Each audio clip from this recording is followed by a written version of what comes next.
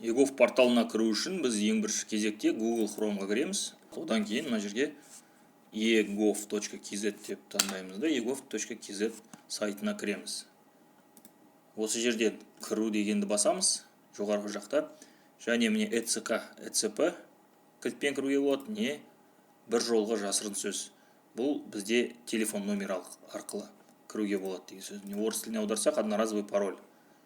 Одан кейін мына жерде ECK-ны таңдаймыз және сертификатты таңдаңыз. Сертификат таңдаңыз дегенді басамыз, және мына жерде бізде сертификат таңдауға мүмкіндік шығып тұр. Мынандай жағдай болуы мүмкін сіздерде. Мына NCLayer деген программа орнатылмаған дейік сізде. Сонда сертификатты таңдаңыз дегенде сізде мынандай қате шығады. NCLayer бағдарламаның ашылғанын көз жеткізіңіз және қайталап көріңіз. Осындай жағдайды жоғалту үшін біз не істейміз? Бағдарламаны қосу бойынша нұсқаулық дегенді басамыз.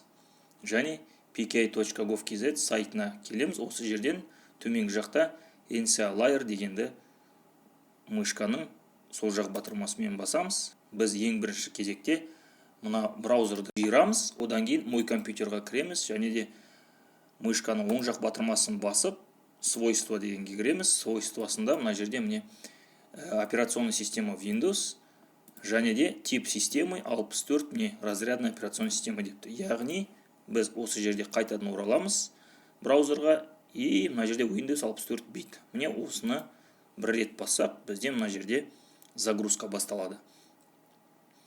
Сіздерге түсінікті болу үшін, бұны қалай орнату керегін түсіндіру үшін, мен өз компьютерімнен бағанағы орнатылған NCLayer бағдарламасын жоямын. Удалить. Да. Мынау скачать етіліп біткеннен кейін, сол жақ батырмамен үстінен бір рет басам. Және де ары қарай деп басам, дали. Және бізде бұл программа орнатылуын бастады.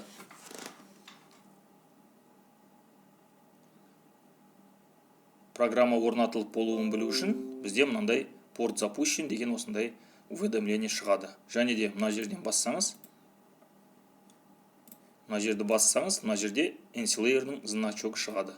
Одан кейін мышканың оң жақ батырмасын басып управление модулями кірсеңіз, бұл жерде барлық модульдер көрсетілген. Яғни міне модуль KNP. Егер сізде қазір біз EGOV-ға келдік, және де мына жерде закрыть деп басамыз, қайтадан сертификат таңдаңыз дейміз. Болды, бізде бәрі жұмыс жасап тұр. Енді біз мына жерде қалай жұмыс жасаймыз? Мой компьютер белгілі жерден өзіміздің ECP кілтімізді таңдаймыз. Міне ECP кілт екі түрде болады. Мынау сізде EGOV порталына кіру үшінгі кілт, мынау оған қол қою үшінгі кілт. Егер сізде қайтадан бұл кірмесе, мына жерде модуль KNP дегенді таңдайсыз да, установить модуль деп басасыз. Болды. Міне мына жерде мен AUS деген файлды таңдаймын кіру үшін. Открыть деп басасыз. Открыть деп басқаннан кейін енді подписать деген батырманы басасыз. Яғни қол қою, подписать.